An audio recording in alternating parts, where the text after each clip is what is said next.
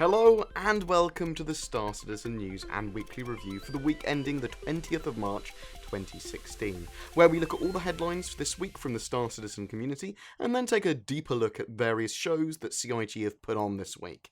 This week's headlines: 2.3 Star Citizen Alpha is out now on the PTU, and the Esperia Blade concept sale. Star Citizen Alpha 2.3 is out now on the PTU. This is the early PTU build and contains the hangar-ready Starfarer, flyable Xi'An Scout, two new first-person shooter weapons, a shotgun and a sniper rifle that are obtainable in the yellow asteroid field as random finds, a host of new animations for leaning, blind firing amongst others, further implementations of the item system with new refactored power plants. There's lighting updates, optimizations, and dozens of fixes to ships and the game. It is possible more features like shopping persistence and the Reliant could make it in before the patch goes to live. Here's hoping. But the PTU invites are currently on wave 1. To be in for a better chance of getting PTU invites now and in the future, you should be reporting bugs on the issue council, getting involved with that on the RSI website, as well as participating in any of the PTUs you are able to. The Esperia Blade sale. The Vandal Blade is on concept sale, though it is its human adapted version made by Esperia. The Blade is a light fighter and is available for $250 excluding taxes until the 28th of March. It's a concept sale, so it comes with lifetime insurance and 2 pieces of hangar flare, as well as the VFG industrial hangar. It is more of a collector's ship, and you're paying a premium because it is an alien ship. It is limited by time, so it might not go on sale again, but it is available, as I said, until the 28th of March. That said, all ships are obtainable in the verse. All you need is a game package to play and thrive in Star Citizen once it's fully released. If you would like to find out more about this fast skirmishing ship, check out the description below for a video all about the Blade and that concept sale. Also, flyable ship sale is on at the same time. Until the 21st of March though, so only for a couple of days, the flyable non-limited ships are on sale. So we're talking about the Retaliator, the Aurora LX, the 350R, Super Hornet, Mustang Delta, Vanguard Warden, Sabre, Avenger Warlock, M50 and Gladiator. Link in the description if you'd like to know more about that sale, and if you want those ships, check them out. In other news as well, CIG have released a mocap behind-the-scenes interview with Andy Serkis of Gollum fame. He talks about his role in Star Citizen. He plays a Vandal. We even get to hear some of the language. I'll link it down in the description below, as I know people don't want too many spoilers. Now for the weekly review, let's take a closer look at some of this week's shows, starting with 10 for the Chairman. Chris Roberts had a few questions to answer. In regards to Squadron 42's time period, Squadron 42 episode 1, 2 and 3 will be set sometime between 2942 and present in-game time. It will all be before the current PU timeline once the game's released. Onboard ship physics damage implementation. In the future, you might be able to do sudden movements in your ships, and that will cause damage to people in the rear that are sitting down or standing up or flying around, and cause items to fly around and take damage around people. It isn't a short-term goal, though, maybe in the future. Mods and Pirate Swarm. More modes are coming. They are adding more and more functionality and balancing some aspects of the game first before they start adding new features like Pirate Swarm. Reconnaissance. There is going to be specific in-game mechanics that deal with Black Ops, stealth, reconnaissance, scouting, and more clandestine activities. Scripted, non-hostile NPC encounters. NPCs will adjust to situations and react to you and as what is happening around them. They are aiming for a better than Uncharted 4 experience, and the NPCs will be semi-intelligent and be able to work them way out of you trying to block them off in a corridor, that sort of thing. Hacking terminals. In the persistent universe, you could commit a crime in one system and then quickly jump or try and get into another one to outrun your wanted level. There is going to be some lag or need for the NPCs to communicate that you're wanted in a different area. This will be done via relays and such. The start of this can be seen in 2.2, the first implementation of that rep system, you hacking terminals in Korea to try and lower your rep. achievement features. You're going to be able to unlock and buy items or flair for your hangar. That will be the kind of achievement system they're aiming towards rather than pop-ups and that sort of jazz.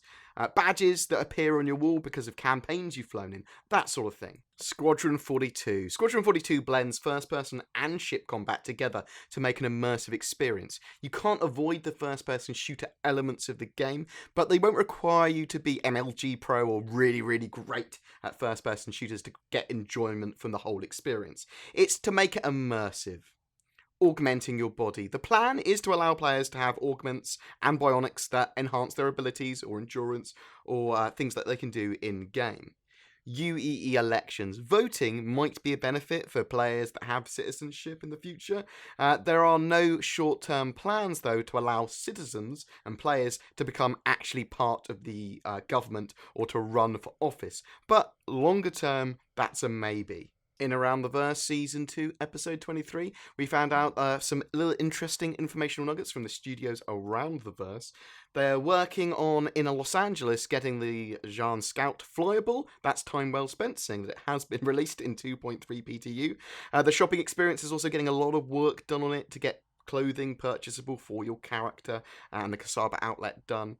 Austin, they've been working hard on Star Citizen Alpha 2.3, obviously, and working on prices for clothes and doing various shops. Foundry 42 UK, they got a lot planned last week while they were in Frankfurt.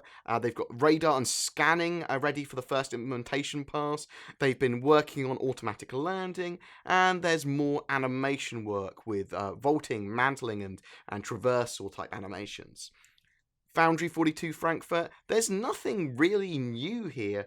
They've continued to work on their tasks with AI and procedural tech amongst other things. We'll find out more in the future, I'm sure. There was an ATV interview with Carl Jones, Chief Operating Officer and Vice President of Global Business Development.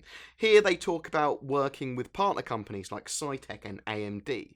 The Lawmaker's Guide to the Galaxy this week took a look at the Vega system.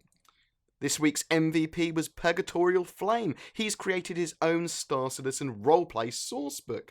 There's a video in the description and links to download that RP sourcebook. I will definitely be taking a closer look at that at a later time. In this week's sneak peek, we saw the Vandal Blade concept cell kind of grey box image. Although that's kind of outdated now, seeing that we have significantly better images. And in the Reverse the Verse live stream, we found out another few little informational nuggets that were not discussed previously. Tyler Witkin, or Captain Zoilo, has become the newest community manager at CIG. Congrats to you, and I look forward to talking to you. You are an absolute dude. Vandal, the language, is coming soon as well. We heard Andy Serkis talk a little bit about that in his interview, but that will be evolving, and we should be getting it onto our screens, learnable at some point. CitizenCon has been sold out, so if you did want a ticket, you are out of luck now. Nyx has received its final lighting pass. That was actually happened a little while ago. It's being brought to life at the moment and should be available relatively soon.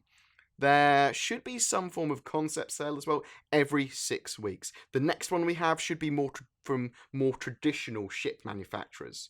The next design post is going to be on economy and mining. I look forward to that. Scitech are still making the Star Citizen HOTAS. Updates as they come with that.